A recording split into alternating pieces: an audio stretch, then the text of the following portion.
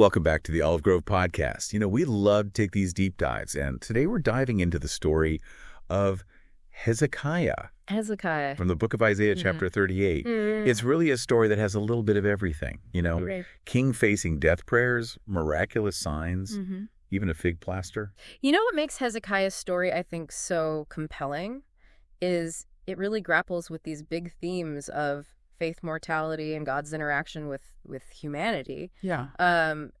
Here's a king who is known for his trust in God, but he's suddenly confronted with his own fragility. Yeah, and it really makes you think, how do we handle those moments when life throws a curveball? Right. And here's Hezekiah, this powerful ruler, and he receives a pretty bleak message from the prophet Isaiah. Yeah. Set your affairs in order. You're going to die. You will not recover. It's a stark reminder that even those who are deeply devoted aren't immune to suffering and death. Right. But instead of resigning himself to his fate, Hezekiah turns to God in this heartfelt prayer. And it's not just a simple, please save me. Hezekiah reminds God of his faithful life. That's right. He says, remember, Lord, how I have walked before you faithfully and with wholehearted devotion and have done what is good in your eyes. It's almost as if he's appealing to God based on his track record, Yeah. Like, hey, God, remember all this stuff I did. Right. It highlights that our relationship with God isn't built overnight. Yeah. It's a journey of trust and obedience that unfolds over time. And it's really fascinating how God responds. Mm-hmm. He grants Hezekiah 15 more years of life. Wow. But he also promises to deliver Jerusalem from the Assyrians. Yeah, it's a powerful reminder that God's plans often extend beyond our immediate understanding. Yeah. And there's a detail here that I think is really important that often gets overlooked. Okay. The message to Hezekiah specifically says, this is what the Lord, the God of your father David says.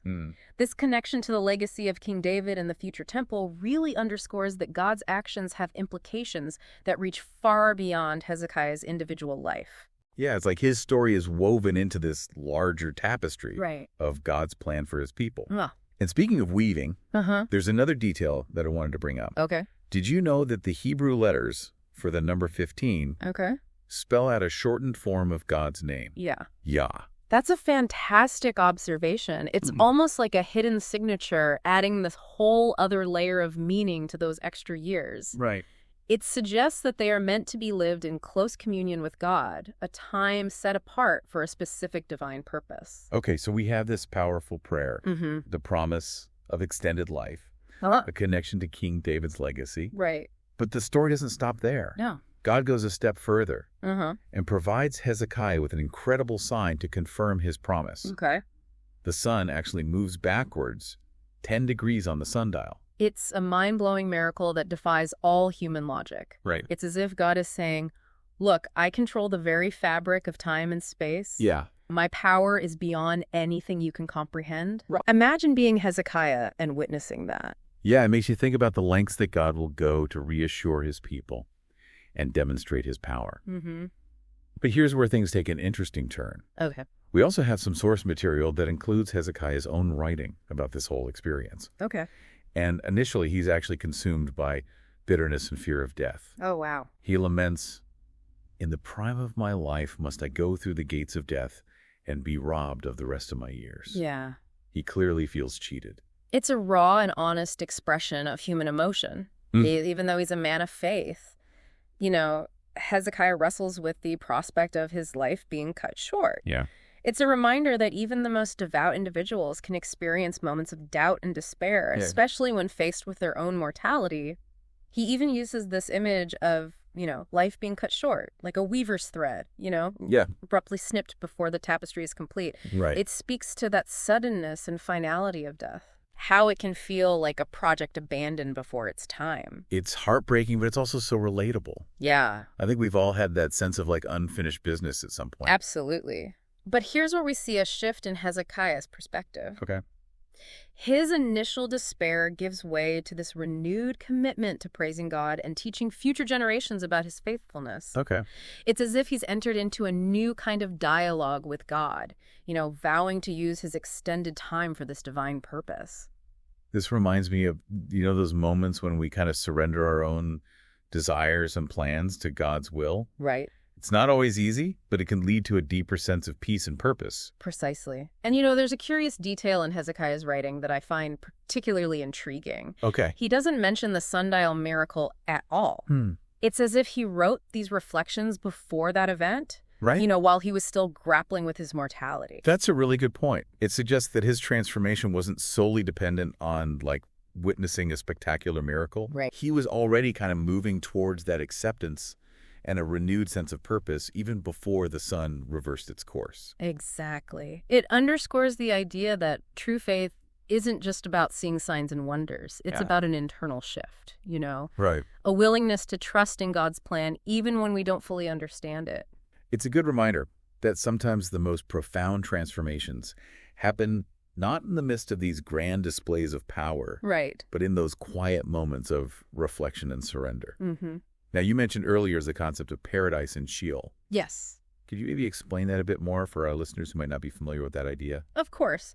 In the Hebrew Bible, Sheol refers to the realm of the dead. Okay. It's the place where everyone goes after death. Okay. But within Sheol, there was this belief in a kind of paradise, Okay. a place where the faithful awaited the coming of the Messiah. So it wasn't simply a place of oblivion or punishment. Not necessarily. For those who had faith in God, Sheol held the promise of a continued existence, a kind of waiting room, if you will, Okay. where they would eventually be reunited with God.